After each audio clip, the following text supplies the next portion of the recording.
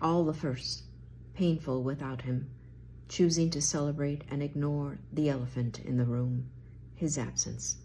Father's Day, just 12 days after his death. Sophie escapes by going to a water park with her cousins. I join them, trying to ignore the fathers around me.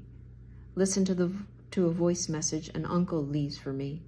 Everybody dies. These things happen, he says to me. I look around and see the live fathers with their children. No, these things don't happen, I want to say to him.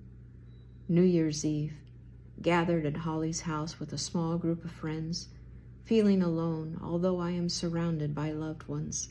Tears streaming down my face when the clock marks the new year. Looking for Eric to be the first to kiss and hug me, instead holding on tight to our friends in a circle. All of us feeling the pain of loss, wishing him back to us. So from these first, I felt it was really important to tackle every anniversary that came up head on, because I didn't want to hide from it, because it would still be there in the background. I would still know that it was happening.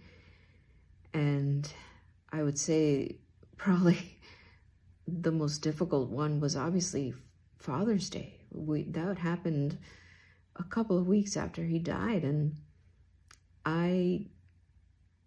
there was a part of me that knew it was too soon, but I also knew that my daughter needed a distraction, and she's the one that came up with this idea to go to a water park. And so I went, but it was so hard. At one point I got separated from my brother-in-law, who I was hanging out with, and I found myself floating down this lazy river, just having this existential moment where I just thought, what am I doing here? And I just felt like crying, and I had reminders everywhere I looked of these fathers, and it just was almost suffocating in a way.